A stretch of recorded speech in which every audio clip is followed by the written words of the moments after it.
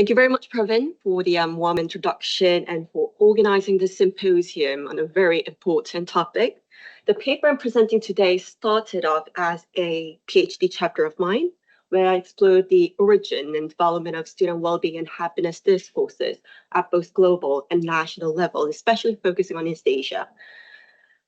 And for this particular paper, I focus on the shifting political economy since the 2000s and onwards, and I'll explore first what prompted the rise of the well-being and happiness discourses beyond the sphere of education, and second, what prompted the shifting political interest from academic performance in subjects that usually measure by PISA, reading, mathematics, science, to more non-cognitive outcomes of learning, like creativity, critical thinking, entrepreneurships, happiness, and well-being.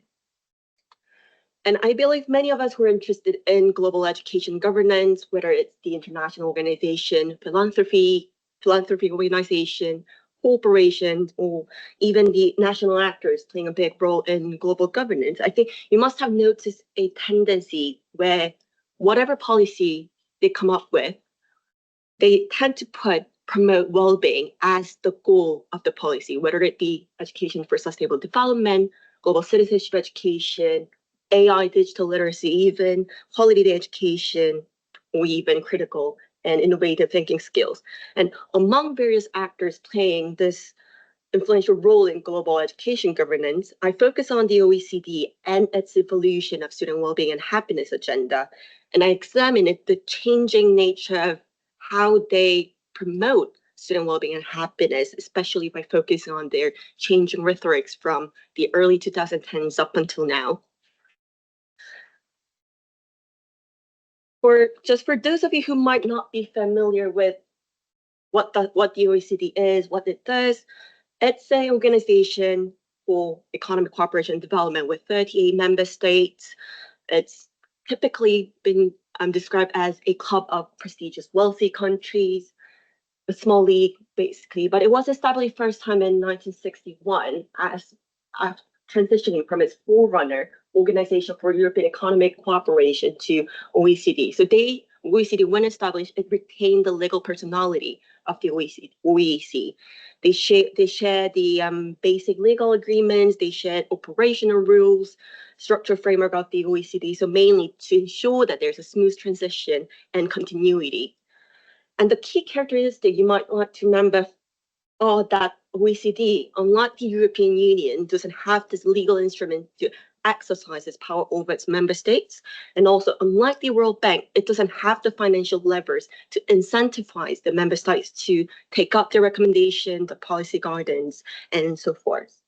So why are these characteristics important when it comes to how they govern education? When the OECD first started entering in the sphere of education and quickly gained its legitimacy, they started off promoting as economic expertise. If you look at the table here, you'll see an outline of different phrases of how OECD changed it over the time period, changing its educational principles, priorities, and also what kind of expertise it leveraged. But in the beginning, first 2 decades, it was mainly around its economic expertise. After all, it is an economic organization, as its name denotes. But after a while they established expertise based on economics, as you see in the graph below, that education cannot be left solely to educators and that they need some guidance from economists. After a while, they face a number of wide range of social problems like overpopulation, environmental destruction, and the whole discourse around disease of prosperity. So increasingly, they shifted their lens towards promoting more humanitarian and cosmopolitan vision of global justice, social justice, and the names of new social contract. But there's only so far that these visions of justice and inequality could gain traction from member states. And as I mentioned earlier, OECD, unlike the World Bank or the European Union, it doesn't have this legal instrument or financial levers to make sure that countries are following their guidance. So that brings us to the second phase in the middle column in the green box, where OECD took a comparative turn the so-called comparison with the launch of Education at a Glance report and the PISA report, where they datified student performances, country performance in education. And this is also the time when the organization slowly saw the need to rebrand itself beyond economics to promote something more well-being and happiness, as we're going to look in the later slides. And it's partly in response to the criticism they've been receiving in their education policy governance that they tend to infuse education with too much human capital and neoliberal logics. And we'll come back to the third column later on. To understand how OECD first began its happiness and well-being agenda, we might first have to look at the broader political economy since the late 2000s. One of the dominant political discourse back then was that the traditional economic measures of development, like the GDP, can't adequately capture development and social progress. And the person who led the discourses back then was then President Nicolas Sarkozy, who argued that growth was destroying more than it was creating. The crisis doesn't only make us free to imagine other models, another future, another world, it obliges us to do so, and that our economy is supposed to increase our well-being. It is not an end in itself, but the GDP tends to be thought as a measure of societal well-being, but that they are not. And with these political speeches, Sarkozy back then launched the commission under his name, recruiting three prestigious economists, two of them Nobel laureates, called Joseph Stiglitz, Amartya Sen, which many of you might be familiar with, and Jean-Paul Fitoussi. And these three, this commission, the Sarkozy Commission, within a year came up with this report by the Commission on the Measurement of Economic Performance and Social Progress. And here they argue that the traditional objective standard of living indicators do not fully capture development progress, and that they need to start including the more subjective indicators of living standards like subjective well-being, trust, and so forth, which captures how individuals actually experience and feel the betterment or even the worst experiences of their life over time. And this report gained significant political attention. The UK, for example, around 2010, under then Prime Minister David Cameron, introduced the Happiness Index. UN also adopted in 2012 a resolution that framed happiness as the goal of education. Countries like New Zealand came up with a well-being budget at governmental level. Countries started adopting happiness education, especially coming from East Asia. And following the release of that commission report, also discussion increased about which subjective indicators one should include to measure progress. And of course, OECD tried to take a lead in that measurement dimension, and they invited the two members of the original Sarkozy Commission, Joseph Stiglitz and Jean-Paul Fitoussi, to host the second commission within the OECD, with their then statistic director, Martin Dren, I believe.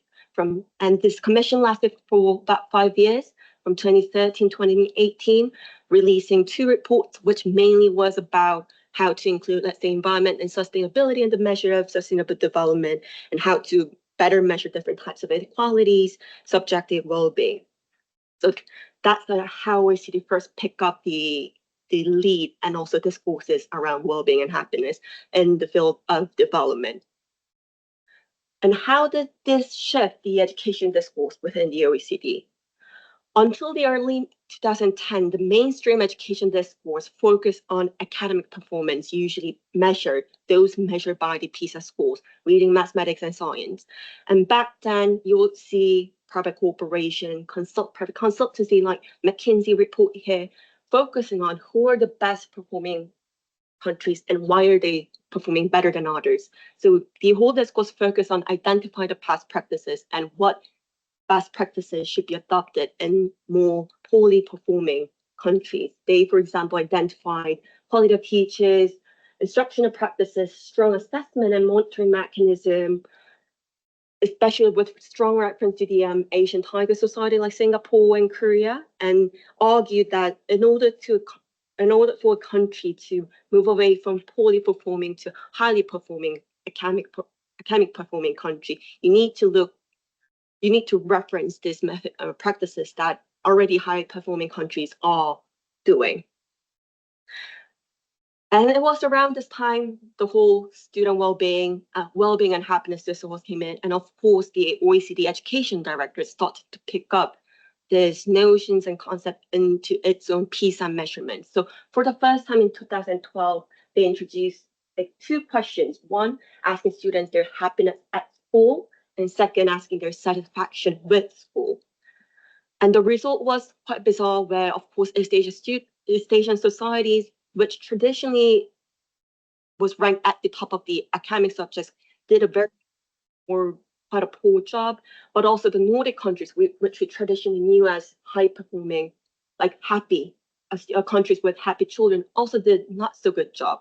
So the OECD thought there might be a problem with the question, and then they got rid of this happiness at school, satisfaction with school questions, and in their subsequent survey. So they never came back. But from 2015, they started to include what UN measures, UN World Happiness Report measures, as asking people their satisfaction with life on a Likert country letter scale from 1 to 7. They ask people to say if they're very satisfied with life, or if they're not satisfied with life and all. And they gave a quite a different rankings pictures where Nordic countries came back to the top. East Asia still doing very poorly in those rankings, but over time they receive criticism back and forth. So early on, they focus on a more narrow conception of happiness, well-being, happiness, school, or well-being, just life satisfaction and overall. But the criticism they got, for example, was that they're ignoring different dimensions of well-being, like emotions, affective well-being, eudaimonic well-being, and so on. So they start to expand this well-being and happiness measurement from 2018, including effective emotional well-being, including more different dimensions of well-being like self, out of school environment, and towards others. And more recently, they started to focus since 2021 on skills that OECD believes are important for people's current but also future well-being and happiness. And we'll talk a bit more here.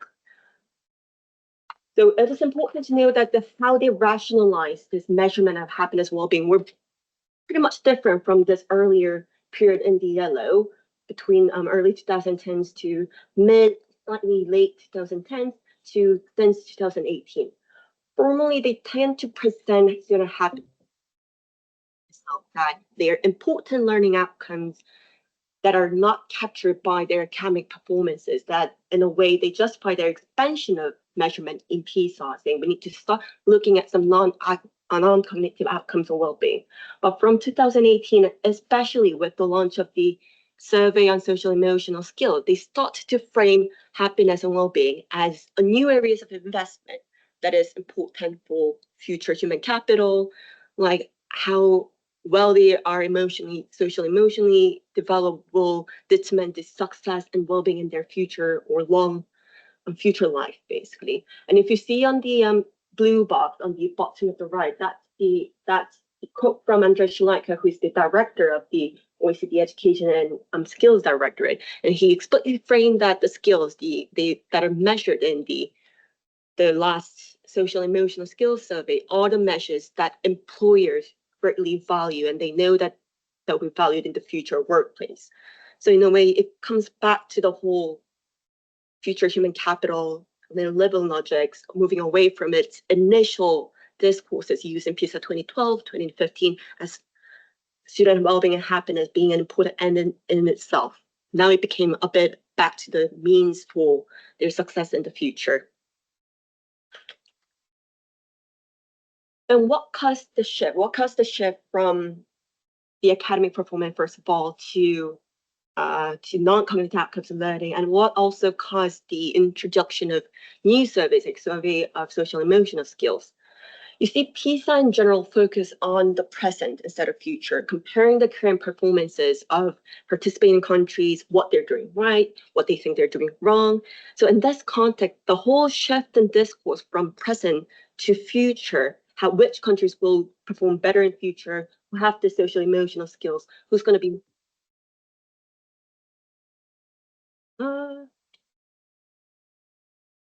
it's working now, is itself a change in itself.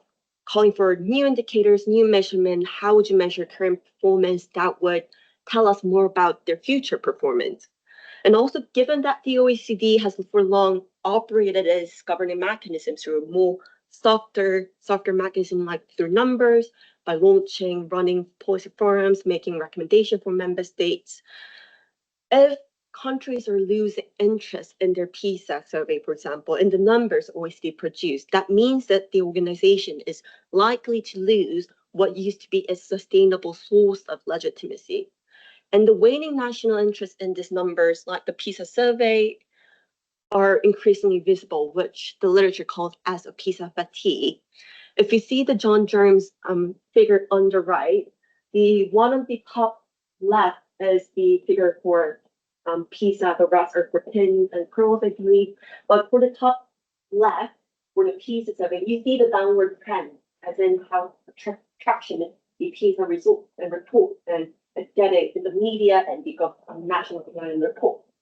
The only pics you see are the moment right after the report is published. So of course, it gets clicked more than usual. But overall, during the time after the release of the report, there is a downward trend in how, at the national level, people are interested in what PISA is doing and how they're doing in PISA. And also, there are other forms of legitimacy crisis that OECD face, especially that threatens their traditional educational governance role in at the global level. One is the selective participation in PISA. China, for example, who used to send 3 cities to get tested in PISA, started not participating entirely in the recent PISA 2023 survey. We don't know if they're going to come back in the next one, but at the same time, they're increasingly increasing their visibility in UNESCO. And also there are the other selective participations, like, for example, the Gulf states redacting certain questionnaire, like Global Competency Survey back in 2018. The UAE did that, Israel did that, just being tested at the section that they think wouldn't cause harm to their research, for example. So this selective participation, in a way, questions the authenticity and also the comparability between the societies. If one's redacting questionnaire, if the another is basically taking the full test, to what extent can we rank these countries on that test? And also, also the OECD's traditional what gets measured get treasured approach was increasingly losing relevance, especially in the context of the discussion of future of education. What's measured now, will it inform us of how they would do in the future? So there's started to be a demand of a broader view beyond the standard metrics, which the Education at a Glance and the PISA report's been giving. So there have been challenges to the OECD's legitimacy built through evidence-based governance. That brings us to the column on the far right. From the mid-2010s, the OECD began focusing on this country's these growing interest towards preparing students for the future society and economy, and they started trying to shape the evolving discourse to lead and steer the discourse around future of education. And in so doing, they promoted a more forward-looking approach, which is also known as anticipatory governance. And in that, they started to advocating for specific future studies methodologies like strategic foresight, Delphi method, scenario building to help nations prepare for uncertain futures. And then the question becomes, where did the OECD find this legitimacy to shape and steer the discussion around the future of education, and how did it manage to do so? First, conceptually, the OECD emphasized that future is not a passive linear progression of time. Instead, it started to advocate that a more constructive approach to future making, and that one should aim for utopian future instead of, and by avoiding dystopian future, or even future proofing from any unexpected crises that are posed by the whole uncertainties embedded in the concept of future. And in that sense, the future was seen something that can be and must be reconstructed, fabricated, designed, and reshaped. And to achieve that, they argue that an informed intervention is an absolute necessary thing to guide the effort toward what seems to be on the right path, and that the OECD has this expertise to guide countries to go through the right path. And a notable example of this storyline and in this constructive approach can be found in the 2030 report of OECD Future and Education Skills. It's a more than 100-page document built around the theme of future of education in the uncertain times, especially where the term uncertainty appears more than 70 times, along with the words like crisis, problematic present, ideal future, the future we all want. That's kind of, in a way, a set portrayals of the future. And if you break down the storyline one by one, in every storyline, they have a pattern. They start by giving different illustrations of why the present is problematic. They give examples like war, fake news, terror attacks, tension, security breaches, and so on, and that the current state is problematic because of all these social problems, and that's driving ill-being, basically. And then right after that, they frame education, the current education system, as ill-equipped, a malfunction to prepare from these kind of crises, that the education needs a reform. And this sets up a kind of an urgency and the need for a change, for especially from the point of view of the readers. And then following this, the OECD then present in a way an assertive vision of the future. And they speculate here that if no action is taken, we're going to meet the most undesirable catastrophic crisis future, that is something we can't go back to normal. And that they imply that without proper intervention, these issues will only grow worse. And by doing so, they contrast this grim picture of the catastrophic future with what they promote and what they visualize as an ideal utopianistic future. And they identify this as individual and collective well-being.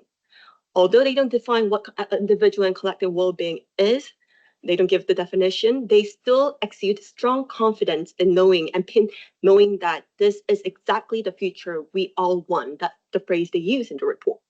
And then they proceed by offering different points of orientation, specific recommendations of what countries to do to create this reach to the individual and collective well-being state. And by that, they suggest very specific skills like social emotional skills, transformative competencies, entrepreneurial skills, creativity, tolerance, and so forth. And they frame this as an essential quality the student must develop for a society to move towards the right path. In a way, essentially what they're doing is they're merging the real with the imagined, positioning their recommendation not just as aspirations, but as responses to the growing demand of the demands of the future. And this blending of reality and idealism helps OECD to solidify the validity and the rationale for their policy prescriptions as solutions to the right future. And I think this approach involves a bit of a experimentation, as they're directly engaging with making futuristic claims to justify their recommended interventions, and that they use a wide range of future studies methodologies, as I'm going to talk a bit more. So the way they do this is, as you've seen in the storyline of this 2030 report, they used potential scenario. They mention about scenarios and they mention about the potential future trajectories. And if you look at the reports in the bottom right, the 2020, the Build Back to the Future of Education report, and the 2022 Building the Future of Education report, both of which use emphasize future study methodology quite extensively. They would start to refer back to the OECD's project as long as like 3 decades ago, the 1979, the Into Futures project. They had back then the 3-year project. And that was the first time the OECD outside the education started to use future methodology, and in that they tried to conduct a future-oriented analysis of different potential long-term global economic development scenarios. And as for in the field of education, it was not until 1997 where the directorate adopted future study methodologies in the 1997 Schooling for Tomorrow project, which started, I believe, in Hiroshima. And here they presented 6 different scenarios from the most desirable to the catastrophic, undesirable future in the 2001 report, the second report among the images. And here they explicitly presented 6 different scenarios, but steer the discussion toward the most desirable ideal scenario, which is where the school becomes the social centers focused learning organization, and they directly related the scenario with their then interventions, which was the lifelong learning projects, recurrent education project. So in other words, beneath the presentation of these ideal scenarios lied the emphasis on the importance of adopting the intervention that the OECD has been then promoting. And the OECD's promotion of scenario building methods basically disappeared after the second report, the 2001 report, What Schools for the Future. And that was the time when PISA and the Education at a Glance emerged. So for more than a decade, they haven't been using this future studies method, but why is it coming back since 2020? And the way the OECD justified this bringing back the future studies method was implied in the 2020 report, the Back to the Future Education report, and it focused on listing different benefits for policymaking at national level, from mitigating unexpected shocks by preparing all the possible scenarios, future-proofing against all these scenarios, and vision of the future to drive policy innovation in the present. But also they make sure that these scenarios are not answers, it's not prediction, it's not recommendation. They say it's a fictional set of alternative futures, and that in a way describing it as we're not the ones to blame, even if the catastrophic future comes, because we basically through the report told national policymakers to get this foresight capabilities, get this future methodology capabilities. It's your job to prepare for all the possible futures. If you don't, if you meet catastrophic future, we're not the ones to blame. So in a way, it resembles what Alden Morris published in 2014 on PISA, about the OECD and governance of coming up with covert insurance policies. And in my article, I used the last term fictive scripts to describe the various practices and the tools OECD promotes to support its futuristic turn. And fictive scripts, according to the original conception of the law, is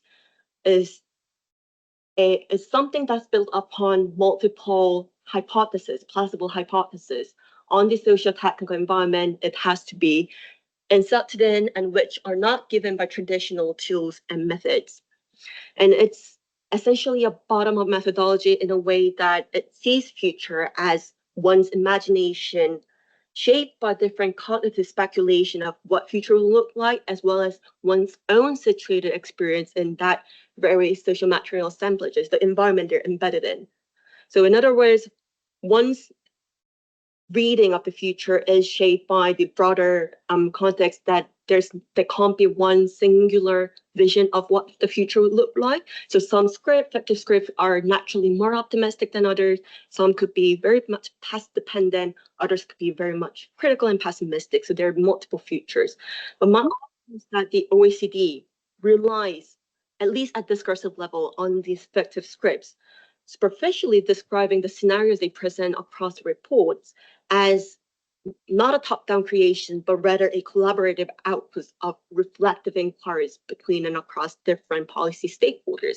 And that they have conversed with students, they have conversed with teachers, they have talked with policymakers, and it's their collaborative output, bottom-up output. But I argue that the scenarios are rather often top-down, a product of their own active discursive theory.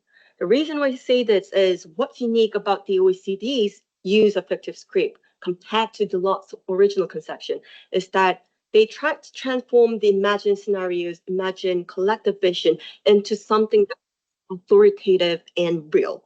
For example, we've seen the Education 2030 report earlier around individual and collective well-being, the skills they think they need, and being portrayed as if that's coming out of the collaborative inquiry. But while this future vision may start as speculative, these visions are quickly backed up by the what the OECD terms techno-scientific evidence, essentially self-produced data, self-produced research that gives scenarios a bit of a more layer of credibility. And especially for the Education 2030 report and the Back to the Future report, the 2022 report, there are constant reference and emphasis around social emotional skills, where right after they came up with this, the survey we mentioned earlier, survey on social emotional skills, which tests 10 years old, 15 years old students on various like social emotional skills and resilience, tolerance, empathy, cooperation, emotional regulation, and so forth. And in this survey report, unlike the future report they publish, they say they're already aware that future employers value the skills, and without the skills, if the students don't have the skill, they're pretty much a second-class robots instead of first-class humans. And what distinguishes this first-class humans and second-class robots is their social and emotional skills, and also their tolerance and their resilience in response to the AI booms and technological development booms.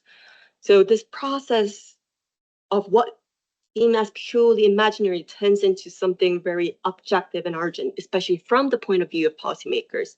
And it's a strategic way, I argue, by using this so-called techno-scientific fictive scripting, that the OECD tried to use hypothetical futures to influence present-day decisions by making them not just as possible, but necessary and as a must. To quickly conclude, in this article, I focus on the OECD to show how their student happiness and well-being agenda became, in a way, a strategy for them to build their legitimacy as interest in PISA has declined. And what became as a new measurement, potential field of measurement in PISA, initially starting out much more humanistic and intrinsic measurement of student outcomes, later turned into a more rhetorical tool that helped the OECD to navigate and position itself as the guardians, as Susan Roberts would say, guardians of the future. And while the OECD was the focus of our research, it's also important to know that the future study methodologies and the language OECD is using are increasingly shared and adopted by other international organizations as well. For example, the UN and its recent new vision, where they emphasize the importance of equipping strategic foresight skills among national policymakers. And one of the primary objectives across these international organizations in terms of their future making agenda is that they want to persuade nation state in adopting these methodologies as well, and to countries to see that they are important for future proofing methods. And I must say this has been quite effective, as increasingly we see across countries, both from global north, global south, like Malta, Finland, Singapore, Philippines, increasingly trying to cultivate, for example, foresight capability in among their public officials. Some, like Philippines and Israel, introduced a whole futures unit within their department or Ministry of Education. And also, similar to the OECD, the national government at the national level, they're using similar narrative to persuade their audience, which is the citizen, to make sure that they see certain knowledge and skills as important to the future, but the specific nature of this knowledge and skills again differ when it enters the national sphere. For some countries, especially those more authoritarian and more nationalistic, they emphasize territorial education, values education as the knowledge and skills that people need not to go enter the future crisis. Some, like South Korea, focus very much on the AI software education as the knowledge skill they see as important for their future to meet the broader economic and political goals of the future.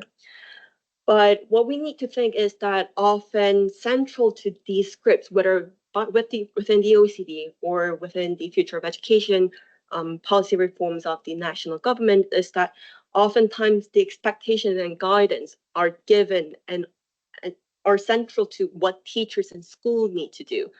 what individuals need to do to prepare students for the future. In other words, the responsibility of solving the current social problems, the imagined future problems are now transferred onto the shoulders of individuals, where social problems are being educationalized. Let's say solutions like fostering student happiness and well-being, digital literacy, or even creativity are presented as somewhat universal or magical solution that would single-handedly solve all these sorts current and future social problems. Yeah, that's all from me. Any questions would be very much appreciated.